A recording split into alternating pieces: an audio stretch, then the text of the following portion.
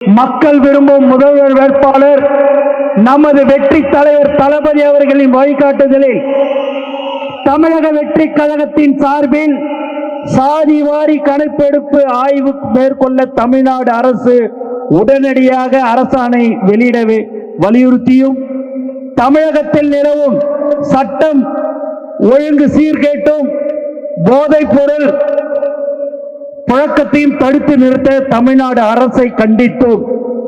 இங்க நம்ம கண்டித்து ஆர்ப்பாட்டம் நடத்தி கொண்டிருக்கும் வேளையில திமுக கூட்டணியில் உள்ள காங்கிரஸ் எம்பி சகோதரர் கார்த்திக் சிதம்பரம் அலுவலகத்தில் இப்போ பெட்ரோல் குண்டு வீசப்பட்டது. அதற்கு அடுத்தபடியாக சென்னை அடையார் CLI ப்ராஜெக்ட் செய்ய வந்த கல்லூரி மாணவி மயக்கம் மருந்து தெளிச்சு அந்த பொண்ணை கடத்தி பாலியல் கொண்டை வன்கொடுமை செய்திருக்கிறார்கள் இப்போ 1 மணி நேரத்துக்கு முன்பாக என்பதை வன்மையாக கண்டிக்கிறது தமிழக வெற்றி கழகம். அரசியல் காழ்ப்புணர்ச்சியோடு நமது தலைவரின் மக்கள் சந்திப்பு நிகழ்வுகளை தடுக்கும் வகையில் வெளியிட்டுள்ள ஜனநாயகத்துக்கு விரோதமான வழிகாட்டு நெறிமுறைகளை SOP திரும்ப வலியுறுத்தியும், SOP யாருக்கு போட்டிருக்கிறாங்க அப்படின்னா வேற யாருக்கும் இல்ல, நம்ம தலைவருக்காக மட்டும்தான் அந்த SOP. நமக்கு மட்டும்தான் சட்டம் 5000 பேருக்குள்ளார இருக்கணும், 500 பேர் இருக்கணும், 1000 பேர் இருக்கணும், அதுக்கு மேல கூட்டத்தை சேர்க்காத, எல்லாமே நமக்கு மட்டும்தான் அந்த SOP. வேற யாருக்கும் அந்த SOP கிடையாது. நமக்கோசம் தனியாக சட்டம் போட நினைத்த தமிழக அரசை நாங்கள் வன்மையாக கண்டிக்கிறோம். அதை திரும்ப பெற வலியுறுத்தி தான் இந்த ஆர்ப்பாட்டம் நடைபெற்றுக் கொண்டிருக்கிறது. இன்று நடைபெறும் மாபெரும் கண்டன ஆர்ப்பாட்டத்திற்கு இங்கே வந்திருக்கும் அனைத்து தாய்மார்களுக்கும் தோழர்களுக்கும் மீண்டும் ஒரு முறை நான் நன்றியை தெரிவித்துக் கொள்கிறேன். சொன்ன உடனே இதுதான் தளபதி குடும்பம், உடனே சொன்னா போதும் நாங்க வரோன்னு சொல்லக்கூடிய ஒரு அன்பான ஒரு கூட்டம் எது என்று சொன்னால் நீங்கள் தான் என்று நான் இந்த நேரத்தில் தெரிவித்துக் கொள்கிறேன். மக்களுக்காக ஆட்சி செய்ய வேண்டிய ஆட்சியாளர்கள் மக்கள் விரோத ஆட்சியை செய்து வருவதோடு தமிழ்நாடு மக்களாகிய நாம் அனைவரும் நன்கு அறிந்தது ஒன்று. இருப்பினும் இந்த ஆட்சியில் நிகழும் அவலங்களை, மக்களுக்கு எதிரான செயல்பாடுகளை நமது தலைவர் தளபதி அவர்களும் தமிழக வெற்றி கழகமும் தொடர்ந்து மக்களோடு மக்களாக நின்று எதிர்த்து ஜனநாயக குரல்களை தொடர்ந்து எழுப்பி வருகிறோம். அந்த வகையில் 3 முக்கியமான பிரச்சனைகளை கையில் எடுத்து மக்கள் நலனுக்காக ஜனநாயகத்தை காப்பாற்றிட இன்று நாம் அனைவரும் இந்த கண்டன ஆர்ப்பாட்டத்தில் கலந்து கொண்டு இருக்கிறோம். முதலாவதாக இந்த கண்டன ஆர்ப்பாட்டத்தின் மூலம் சாதிவாரி கணக்காய்வு நடத்துவதற்கான அரசாணையை வெளியிட வேண்டும் என தமிழக வெற்றி கழகம் இந்த மக்கள் விரோத ஆட்சியாளர்களை வலியுறுத்துகிறது. விகிதாசார அடிப்படையில் அனைவருக்கும் அனைத்திலும் முன்னுரிமை வழங்கப்பட வேண்டும் என்பதும் எங்கள் கொள்கை தலைவர் தந்தை பெரியார் அவர்களின் கொள்கை முழக்கம். இந்த கொள்கை முழக்கத்தை உயிர் மூச்சாக கொண்டு நடைபெறும் ஒரு உண்மையான இயக்கம் தமிழக வெற்றி கழகம். ஆனால் பெரியார் வழியில் ஆட்சி நடத்துகிறோம் என்று தம்பட்டம் அடிக்கும் இந்த திமுக அரசு சாதிவார கணக்காய்வு நடத்தாமல் சமூக நீதிக்கு விரோதமாக செயல்பட்டு வருகிறது என்பதை சுட்டிக்காட்டி எங்களது கடுமையான கண்டனத்தை இந்த நேரத்தில் நாங்கள் தெரிவித்துக் கொள்கிறோம். பீகார், கர்நாடகா, ஒடிசா, தெலுங்கானா போன்ற பல்வேறு மாநிலங்களில் சமூக நீதியை காப்பாற்ற சாதிவாரி கணக்காய்வு நடத்த முடியும் போது இந்த தமிழ்நாடு அரசு மட்டும் அதை நடத்தாமல் ஆழ்ந்த தூக்கத்தில் கனவு கொண்டு இருக்கிறது. அந்த கனவு இன்று இன்னும் 50 நாட்களில் எல்லாம் சரியாகிவிடும். திமுக கூட்டணியின் கட்சி ஆளக்கூடிய மாநிலங்களில் கூட சாதிவார கணக்காய்வு நடக்கும் போது இந்த திமுக அரசு மட்டும் அதை பற்றியெல்லாம் சிந்திக்காமல் விளம்பரம் செய்து மக்களை ஏமாற்றுவதே முழு நேர வேலையாக செய்து கொண்டிருக்கிறது. எனவே ஆளும் திமுக அரசு பெரியாரின் பேரன்கள் என போலி வேஷம் போடாமல் உடனடியாக சாதிவாரி கணக்காய்வை நடத்துவதற்கான அரசாணையை வெளியிட்டு அதனை நடத்த வேண்டும் என்பது இந்த கண்டன ஆர்ப்பாட்டத்தின் மூலம் வலியுறுத்துகிறோம். இரண்டாவதாக தமிழ்நாட்டில் நிலவும் சட்டம் ஒழுங்கு சீர்கேடு மற்றும் போதைப் பொருள் பழக்கத்தை ஏற்படுத்திக் கொண்டிருக்கிற இந்த திமுக அரசு புழக்கத்தை கட்டுப்படுத்தி தவறிய வெற்றி விளம்பர ஆட்சியாளர்களுக்கு கடுமையான கண்டனங்களை இந்த தமிழக வெற்றி கழகம் நாங்கள் வன்மையாக கண்டிக்கிறோம். தமிழ்நாட்டில் தினசரி காலையில் எழுந்து செய்தித்தாள்களை படித்தால் எங்கு பார்த்தாலும் சர்வ சாதாரணமாக கொலை, கொள்ளை, 2 வயது பெண் குழந்தை முதல் வயதான பாட்டிகள் வரை பாலியல் வன்கொடுமையால் பாதிக்கப்படுகிறார்கள். அதிலும் பல்வேறு பாலியல் வன்முறை குற்றங்கள் செய்பவர்கள் பாதி பேர் ஆளும் கட்சியை சேர்ந்தவர்களாக இருக்கிறார்கள். இப்படிப்பட்ட பெண்களுக்கு பாதுகாப்பு இல்லாத ஆட்சியை நடத்தும் ஆட்சியாளர்களை இனியும் மக்கள் நம்ப போவதில்லை. நம்மளுடைய ஆட்சி தலைவர் 2026 மே மாதம் முதலமைச்சராக ஆவார் என்பதில் எந்தவித சந்தேகமும் இல்லை. ஆட்சிக்கு வரும்போது இருகரம் கொண்டு சட்ட ஒழுங்கை பாதுகாப்பேன் என்று சொன்ன மாண்பு முதல்வர் அவர்களுக்கு அந்த இரும்பு கரம் எந்த இரட்டை பாலத்துக்கு பக்கத்தில் விழுந்து காணாமல் போனது என தெரியாமல் தேடிக்கொண்டிருக்கிறார்கள் என்று நாங்கள் நினைக்கிறோம்.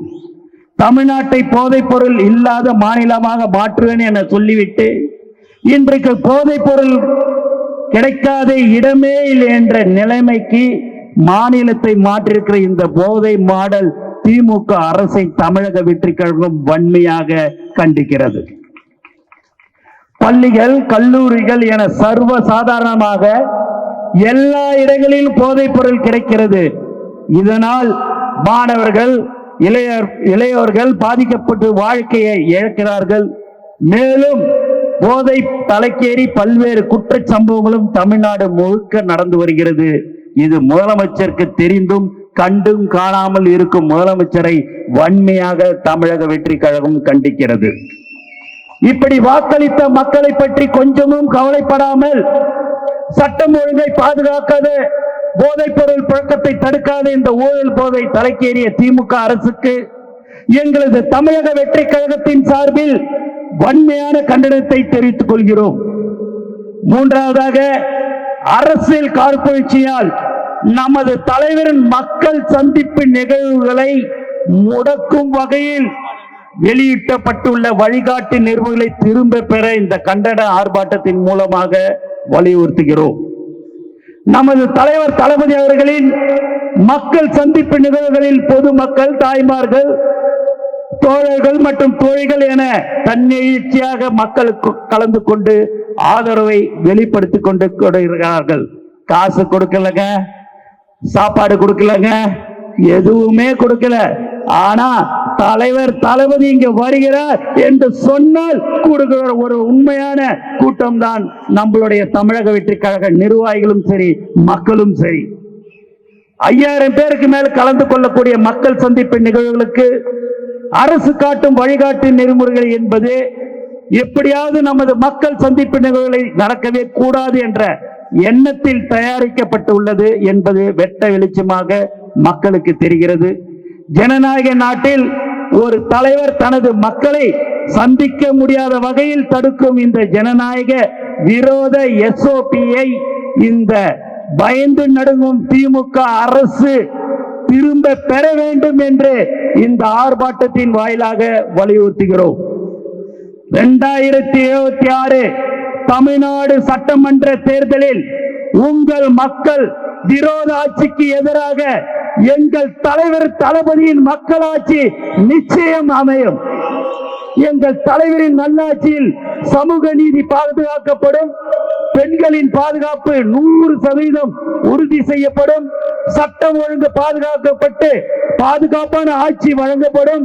குறிப்பாக எங்கள் தலைவரின் ஆட்சியின் போது நீங்கள் மக்களை சந்திக்க வேண்டும் என்று சொன்னால் இது போல SOP எல்லாம் போட்டு உங்களை நாங்கள் முடக்க மாட்டோம். ஏனென்றால் எங்கள் தலைவரின் ஆட்சி ஜனநாயக ஆட்சியாக இருக்கும். இதற்கெல்லாம் மேலாக எங்கள் தலைவரும் அவரது நெஞ்சில் குடியிருக்கும் மக்களையும் உங்களால் என்ன செய்தாலும் பிரிக்க முடியாது. இன்னும் 50 நாட்களில் தமிழக வெற்றி கழகத்தின் ஆட்சி அமையும். விசில் சத்து மகிழ்ச்சி பேரொழியாக தமிழ்நாடு முழுக்க ஒலிக்கும். நம்மளுடைய சின்னம் விசில், தளபதியுடைய சின்னம் விசில், வெற்றியின் சின்னம் விசில், மக்களின் சின்னம் விசில். வாய்ப்புக்கு நன்றி கூறி விடைபெறுகிறேன். நன்றி, வணக்கம். பொதுச் செயலாளருக்கு பாச வணக்கம்.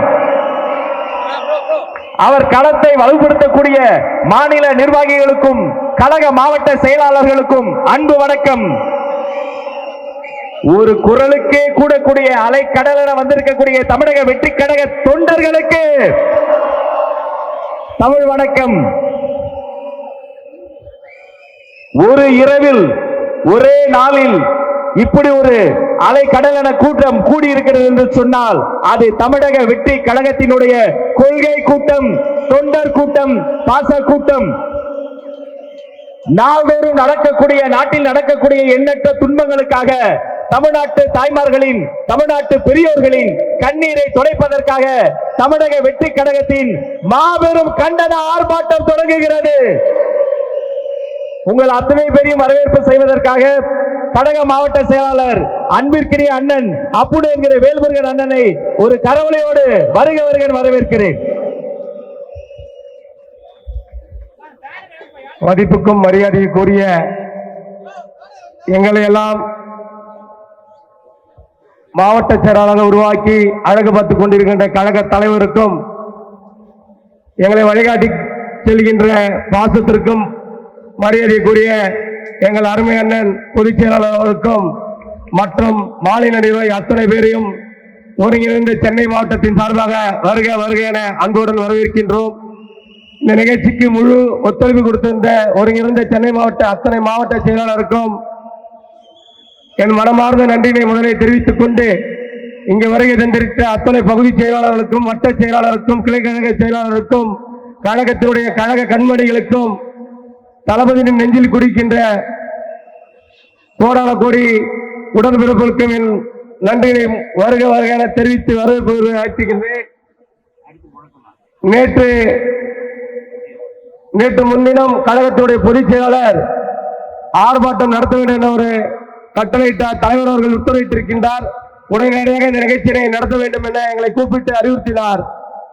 உடனடியாக நேற்று காவல்துறையிடம் அனுமதி கேட்டோம். அனுமதி கொடுத்தார்கள். ஆனா எப்படியாப்பட்ட அனுமதி கொடுத்தார்கள் தெரியுமா?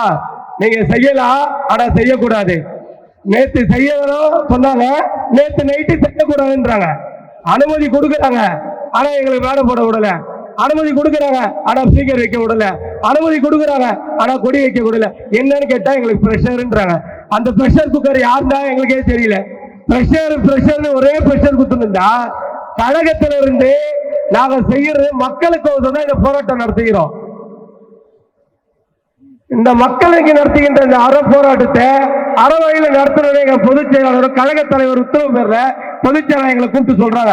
நேற்று நைட்டு கூட எங்க பொதுச் செயலாளர் கேட்டோம், ஆனா இப்படி எல்லாம் இருக்குன்னா அப்படிதான் பண்ணுவாங்க, அமைதியான முறையில் எல்லா விஷயத்தையும் பண்ணுங்க, தயவு செஞ்சு காவல்துறை மீறி நீங்க எதுவும் பண்ணக்கூடாது அப்படின்னு எங்க பொதுச் செயலாளர் எங்களை நைட்டு அன்னைக்கு 2:30 மணிக்கு எங்களை கூப்பிட்டு, என்னைக்கும் நம்ம அந்த காவல்துறைக்கு மரியாதை கொடுத்து கரெக்டான வழியில் நடத்தணும் அப்படின்னு எங்களெல்லாம் இந்த அளவுக்கு நீங்க இப்படிதான் இருக்கணும் அப்படிதான் இருக்கணும் சொல்றதுனாலதான் சில விஷயங்களை இன்னும் நாங்க கட்டுப்பாடோட போயிட்டு இருக்கோம்.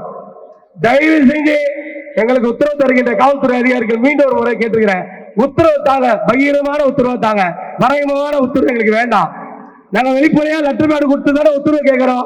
அப்புறம் எதுக்கு லெட்டர் பேடு கொடுத்து எங்களுக்கு இந்த நிகழ்ச்சி நிறுத்துன்றீங்க? இந்த நிகழ்ச்சியை நடத்துறோம், ஆனா நீங்க ஸ்டேஜ் போடக்கூடாதுன்றீங்க. நைட்டு ஸ்டேஜ் எடுத்து போடுறோம், ஸ்டேஜ் அப்புறப்படுத்துறீங்க. இதுக்கப்புறம் வண்டி நைட்டு நிற்பாட்டுறோம், வண்டியை போடக்கூடாதுன்றீங்க. தயவு செஞ்சு அந்த பிரஷருக்கு தெரிவிச்சுக்கிற உங்களுடைய காலம் நெருங்கி கொண்டு இருக்கிறது. குறைஞ்சபட்சம் இன்னும் 30 நாள் தான் உங்களுடைய 30 நாளை எண்ணிக்கொண்டிருங்க. யாரெல்லாம் எங்களுக்கு பிரஷர் கொடுக்குறீங்களோ அவங்களும் எங்களுடைய கழகத்தை இணைந்து எங்களோட நீங்க பணியாற்றுவீங்கன்றதை மட்டும் இந்த நேரத்தில் தெரிவித்து எனக்கு வாய்ப்பு அளித்த தலைமை நிலைய நிர்வாகிகள் அத்தனை பேருக்கும் நன்றியை தெரிவிக்கிறேன். நன்றி, வணக்கம். விடுதலைக்காகவும் தமிழ் மக்களின் உரிமைகளுக்காகவும் தமிழ் மண்ணில் இருந்து வீரத்துடன் போராடி உயிர் நீத்த எண்ணற்ற வீரர்களின் தியாகத்தை எப்பொழுதும் போற்றுவேன். நமது அன்னை தமிழ் மொழியை காக்க உயிர் தியாகம் செய்த மொழிப்போர் தியாகிகளின் இலக்கை நிறைவேற்றும் வகையில் தொடர்ந்து பாடுபடுவேன். இந்திய அரசியலமைப்பு சட்டத்தின் மீதும் இறையாண்மை மீதும் நம்பிக்கை வைத்து அனைவருடன் ஒற்றுமை, சகோதரத்துவம், மத நல்லிணக்கம், சமத்துவம் ஆகியவற்றை பேணி காக்கின்ற பொறுப்புள்ள தனி மனிதராக செயல்படுவேன். மக்களாட்சி, மதசார்பின்மை, சமூக நீதி பாதையில் பயணித்து என்றும் மக்கள் நல சேவகராக கடமையாற்றுவேன் என உறுதியளிக்கிறேன். சாதி, மதம், பாலினம், பிறந்த இடம் ஆகியவற்றின் பெயரில் உள்ள வேற்றுமைகளை களைந்து மக்களிடையே விழிப்புணர்வை ஏற்படுத்தி அனைவருக்கும் சம வாய்ப்பு, சம உரிமை கிடைக்க பாடுபடுவேன்.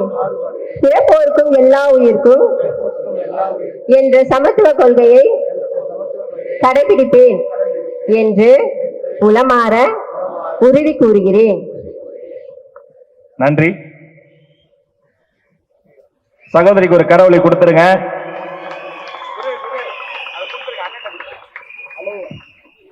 தமிழக வெற்றி கழகத்தின் மாபெரும் கண்டன போராட்டத்தை முழக்கமிட்டு தொடங்கி வைக்க நம்முடைய பொதுச் செயலாளர் அண்ணன் என் ஆனந்த் அவர்களை அன்போடு அழைக்கிறேன்.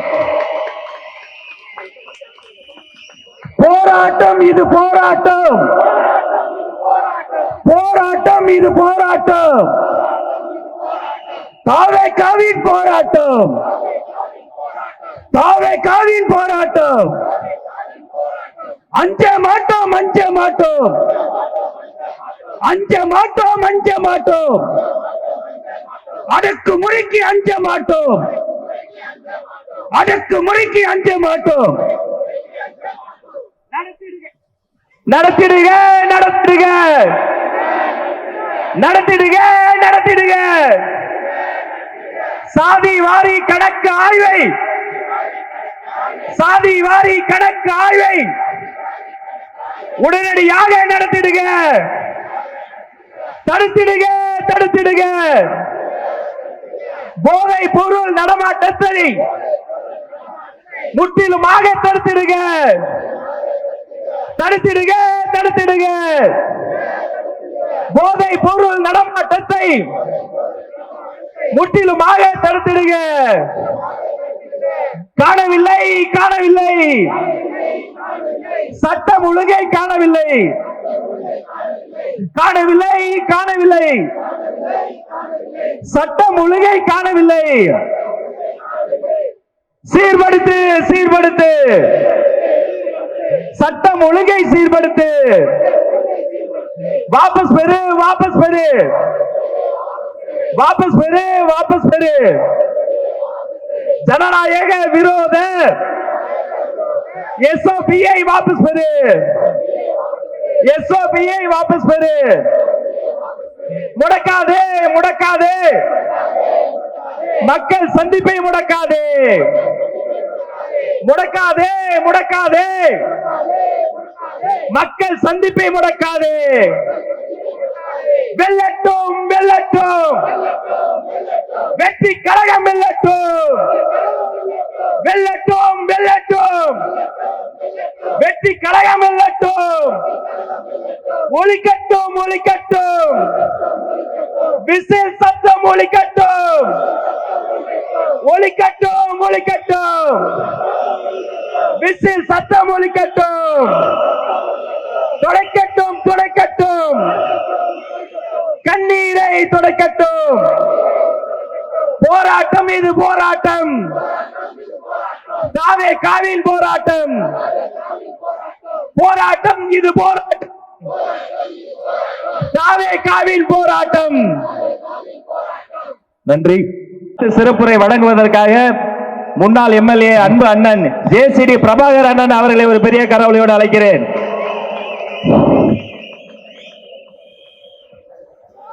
பேரன்பிற்கும் மிகுந்த மரியாதைக்கும் உரிய தளபதி என்ன நினைக்கிறாரோ என்ன சொல்கிறாரோ அதை சிறமேற்கொண்டு செய்து முடிக்கின்ற பொதுச் செயலாளர் அண்ணன் ஆனந்த் அவர்களே, தலைமை பொறுப்பிலே எப்படி நடந்து கொள்ள வேண்டும் என்று இளைஞர்களுக்கு வழிகாட்டி கொண்டிருக்கிற அருமை அண்ணன் ஆதவ் அர்ஜுனா அவர்களே, அண்ணன் அருண்ராஜ் அவர்களே, சகோதரர் வெங்கட்ராமன் அவர்களே, அண்ணன் வி.எஸ். பாபு அவர்களே,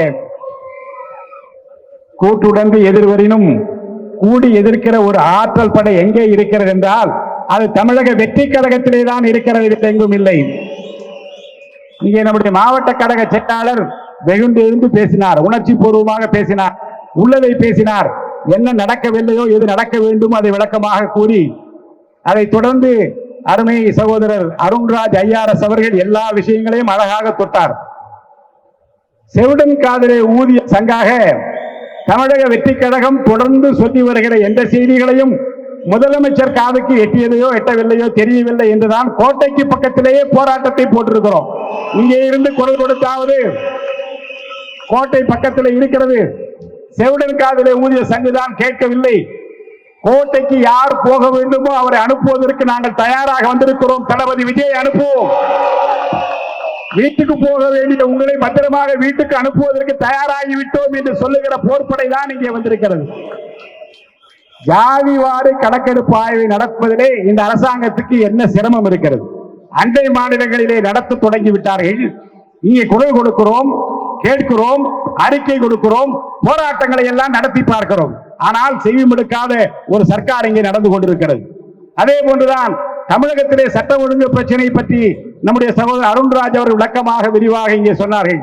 போதைப் பொருளை தடுக்க தவறிய அரசாங்கத்தால் ஏற்படுகிற இழப்புகள், இன்னல்கள் என்றெல்லாம் எடுத்து இங்கே உங்கள் முன்னாலே வைத்தார்கள்.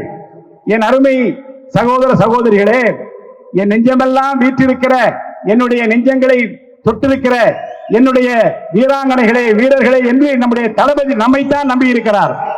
இந்த நாடும் நம்மைத்தான் நம்பி இருக்கிறது.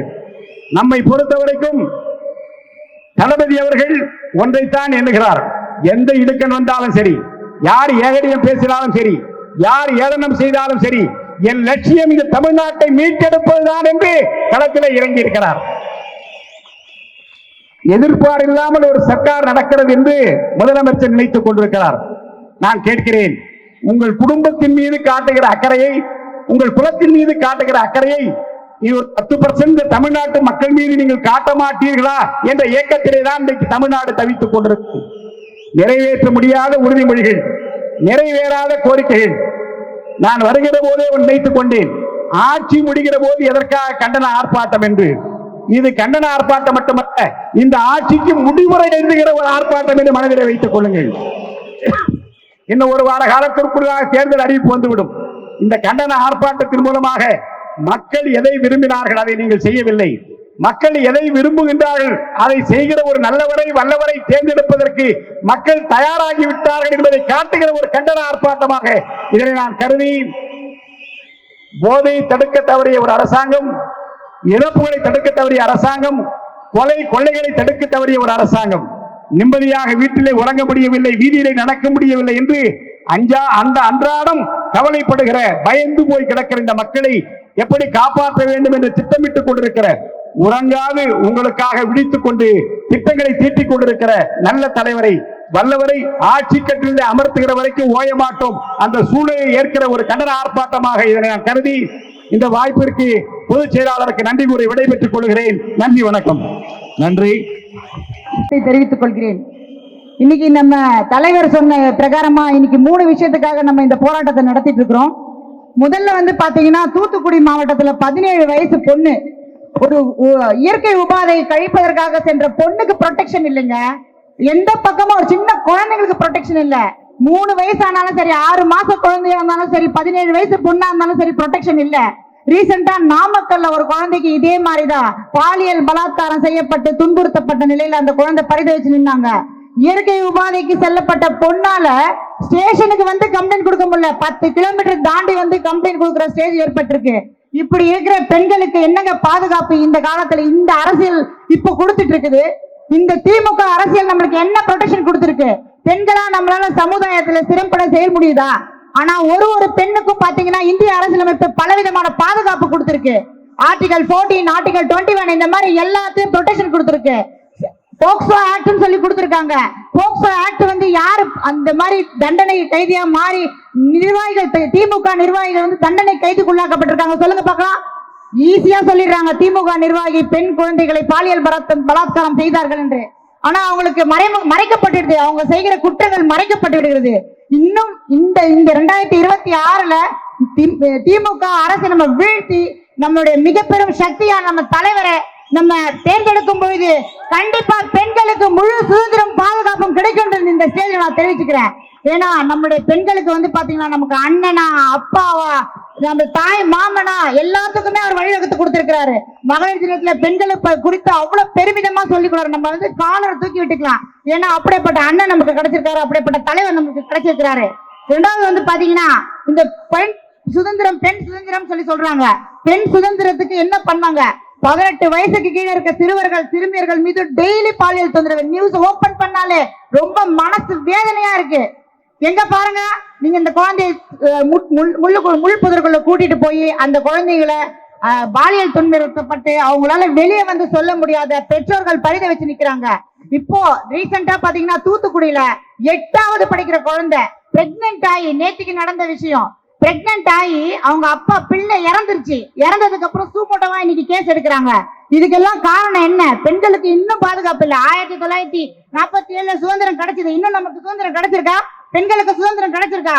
இல்லையே. சுதந்திரம் இல்லாத நாட்டுல இன்னும் சுதந்திரம் மட்டும் தான் வாழ்ந்துட்டு இருக்கோம். கடந்த 5 வருடமாக பெண் கொலைகள், பெண் சிசு கொலைகள், பலாத்காரம், பாலியல் பலாத்காரம் எல்லாமே நடைபெற்று இருக்கு. இப்ப இதுக்கு எல்லாமே விமோசனம் கிடைக்கணும்னா நம்மளுடைய தளபதி தலைவர் அவர்களை தேர்ந்தெடுக்கும் போது 2026ல நிச்சயமா பெண்களுக்கு முழு சுதந்திரமும் பாதுகாப்பு இருக்கும். தைரியமான தெருவில் நடமாடலாம் இந்த இடத்த தெரிவிச்சு என்னுடைய ஸ்பீச் இதோட முடிச்சுக்கிறேன். நன்றி, வணக்கம். பொருளாளர் அன்பு சகோதரர் வெங்கட்டையா அவர்களை ஒரு நல்ல கரவொலியோடு சிறப்புரை வழங்க அழைக்கிறோம்.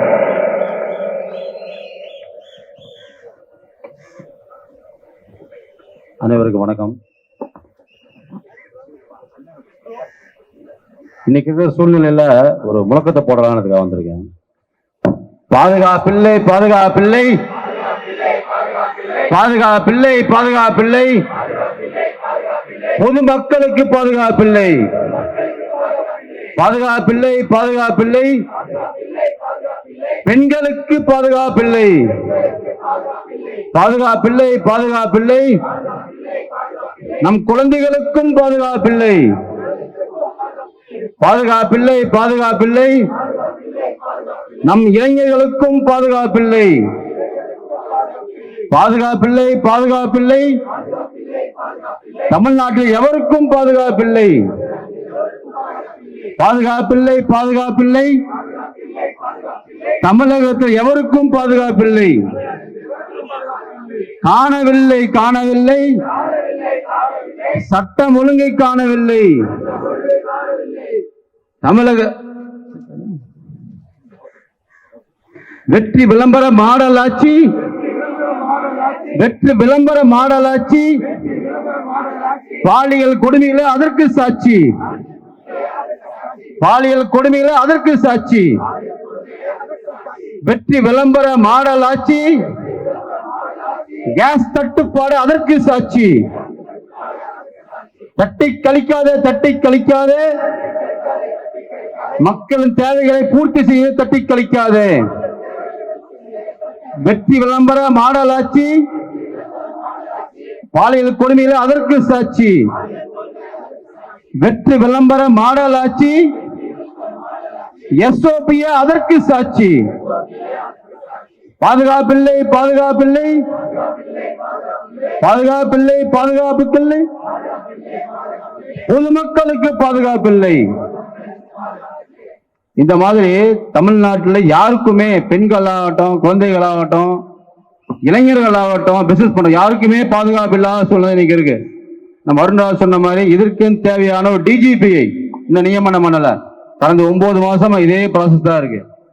எஸ்ஓபி அதே மாதிரி தான். இவங்க ட்ரெண்டுக்கு தகுந்த மாதிரி, இவங்க சாதகத்துக்கு தகுந்த மாதிரி எஸ்ஓபி போட்டிருக்காங்க. நம்ம தலைவர் ஒவ்வொருத்தரையும் சந்திக்க வரார். இவங்க 5000 பேரை கொண்டு வான்னு சொன்னா கூட 5000 பேர் பிசிக்கலா இருக்காங்க. ஆனா 5 கோடி பேர், 500 கோடி பேர் ஆல் ஓவர் இந்தியா ஃபுல்லா, உலகம் ஃபுல்லா நம்ம மக்கள், நம்ம தலைவர் பேச கேட்டுதான் இருக்காங்க. என்னதான் எஸ்ஓபி போட்டாலும் வெற்றி தலைவர் வெற்றி கொடி நாட்டுவார். 2026 கோட்டையை நோக்கி, கோட்டையில் நமது கொடி பறக்கும். தமிழக வெற்றி கழகத்தின் ஆட்சி அமையும். நன்றி, வணக்கம். நன்றி.